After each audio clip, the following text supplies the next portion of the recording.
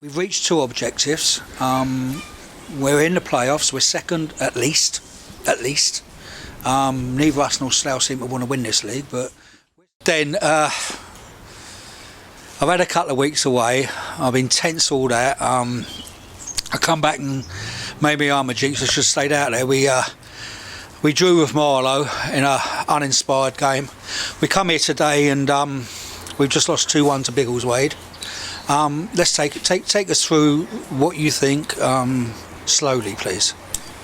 Yeah, I mean, from the kick-off, they obviously showed their intent. They had 2 yellow cards in the first 10 minutes. I mean, the first one out wide, just a really rash challenge. And then when they got their goal, we took the kick-off. Junior's coming the ball, and the fellas absolutely tried to karate kick him. So 2 yellow cards, and that's how the game went. And we got dragged into the first half of arguing with them, getting involved. Then a fella gets sent off, and the first half was very scrappy. I mean, obviously Dougie's made a mistake for the first one, and they've hit a wonder goal for the second one because they had the win, helped carry the ball in.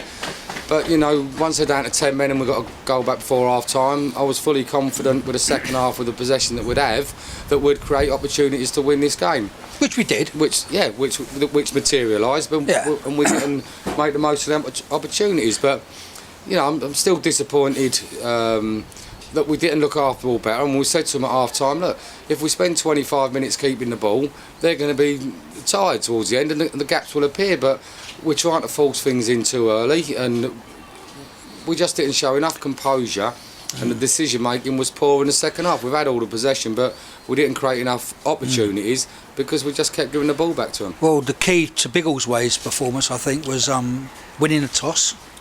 That was the first one and getting a wind. And I thought they come out first 15 minutes and really got in our faces in a big way. Their tackling was hard.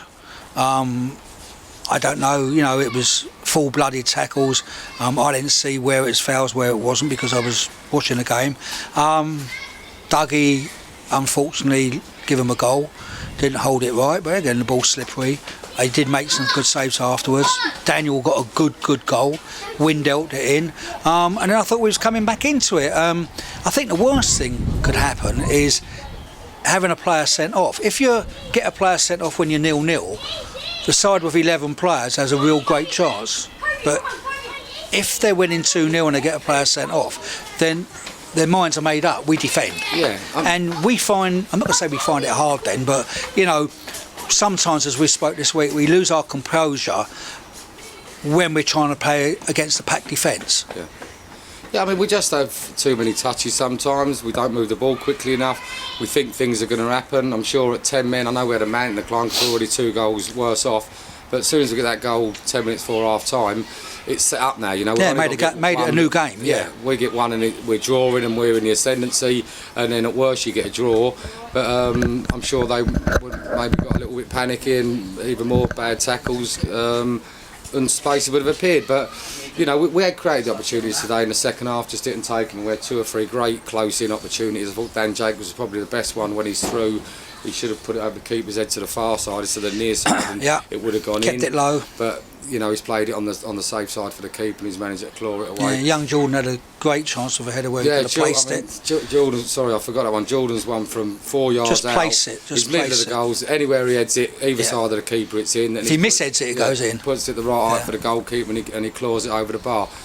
But you know, we move on. We're another game closer. We're still top of this league. Yeah. But from our point of view, we've now got to try and get back into a bit of form. I mean, because if worse comes to worse and we are in the playoffs, we're stumbling into it and we'll have no form going in. So that's what we just spoke about. We've got to regroup, get back on the training field, work hard over the next 10 days, get some confidence back, try to score some goals next week. And if we do win the league, we win it. And if we don't, we go into the playoffs with some kind of fun. You know, we've got to put everything in perspective. And you know, I want this as much as you do. I want this as much as the supporters do and the club does. But you know, this is our first season in here. We've reached 2 objectives. We're in the playoffs. We're second at least. Neither us nor Slough seem to want to win this league, but we're second at least. You know, and which guarantees a home. 1 or 2 home games in the playoffs. We could meet Biggleswade again, or Uxbridge maybe.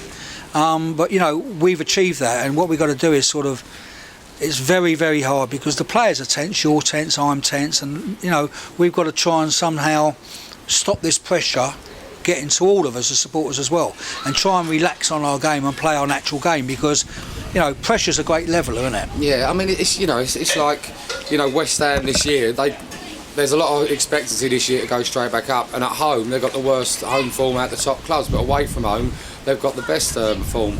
And I think the fans now have got to get behind the team, because the last 3 or 4 games you can feel the nervousness in the fans, and that's going onto the pitch. It's hard enough trying to get over the line, but you don't need the fans with some of the comments. They've got to keep getting behind the team, and the players can get a lift from that. But at the moment it's getting edgy from the terraces as well, and they've got to try and just adopt a bit like an attitude that we've done ever so well to be the position we're in, and let's try and drive them over the line rather than we should be winning this league anyway, and having that kind of attitude. So they've just got to get behind us a bit more and try and see us through. Well, while you've been in the dressing room, I've been speaking to some of the fans. I'm saying, they're saying we didn't play well today, and I said, look, you've got to stop this. It's not our divine right to win this league. We want to win it, and we're trying our hardest. It's not our divine right. That's football. That's how football works. But if we're all for 1 and 1 for, and the fans do get behind us, and the majority of them do, it's just those who get a little bit frustrated. That's what I call it. I call it frustration. Be disappointed, but don't be upset. Yeah. And we've got 3 games to go. We need. If we get 6 points, we win it. We're still luckily enough to still be in the same position. Slough's got a massive game next week away to Bedworth, and we've got an away game against Fleet. Now if we can win that game and see what Slough do, even if Slough win, we're still 2 games away, and one of those a home game. And to get there, and even if we don't get there, we still have achieved more than we could have hoped for. Yeah, but Mike, we've all said it. I'm sure every single fan at the start of this season has said, if we can make the playoffs, that'd be fantastic. Now, to come second, guaranteed with 5 games to go, they've got to appreciate how far we've come. And like you say, we've got no divine right to win this league, or last year's league, or whatever league we go into. But they've got to get behind us, appreciate the efforts that the players have put in. I know we're stumbling a bit at the moment, but believe me, we all want it as much as they do. We're all working our socks off to achieve it, and at the moment we've got a young team, and there's 1 or 2 players maybe it's getting to, and we haven't quite got that rhythm, but I'm sure if the crowd give us a lift, that might just install that little bit more confidence in 1 or 2 of the lads that can see us over the line. So if you can do it for us, just help see us over that line. Yeah, it's true, and funny enough, I was reflecting, while I was away, we seem to get the big games here, and with the exception of St Ives at home,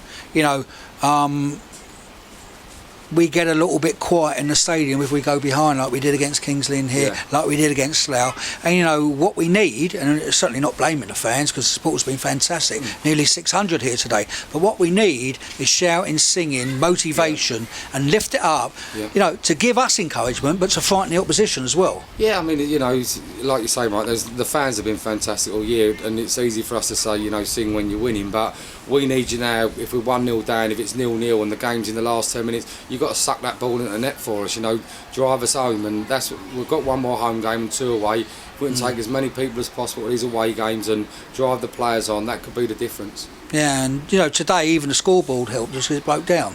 Well, it didn't help me because I didn't know how long there was to go. Well, you got your clock, your phone there, but don't look at it because I think I've got the scoreboard. No, breaking down was a good thing for us, because what it done was it didn't tell our players how long to go, so they couldn't panic, and didn't give the encouragement to Biggleswade so they could defend and see how long they had to defend. So even that never helped. So the gods weren't with us today. But hey, look, here we go again. We spoke on Saturday, not bad, a point ahead. This point ahead is neither here nor there, except if we lose and Slough draw. Yeah, so and it's quite funny, because other than that, those results, that 1 point will never ever come into it. No. It makes no difference whatsoever. No, that's right. So today's game, we can look at it and say it's 1 game down. Okay, we're still top. We're goal difference. Okay, and that point doesn't really make any difference, Dennis. To be honest with you, no, you can't really get an advantage of it. So that's fine. A win today would have been nice if we had 3 A win on Saturday would have been nice as well, because we could have been playing North Greenford or Fleet next week to win the championship. Yeah. But we don't want to win it. Slough don't want to win it at the moment. So it's up to whichever team puts it together and gets their game together. Will win this football league. Yeah, and I'd back us any day of the week on that. Yeah, at the moment, it's just about holding your nerve. That's the difference at the moment. Obviously, Slough are feeling it because they've drew 2 Absolutely, of the last 3 games, and we've drew 2 and lost. So we're both both feeling it. You know, the supporters obviously for both teams are probably getting nervous, and we're both clubs are just trying to get over the line, and whoever holds their nerves the most or the best will end up getting over the line. Yeah, I think so. Anyway, let's move on. Don't be too despondent. All right? I know you've, for once in your life, you bawled the players out, but you know they're the ones who've got to do it. You know, they're the ones, as well as us, who've worked hard all through the season, and we can't do nothing about it.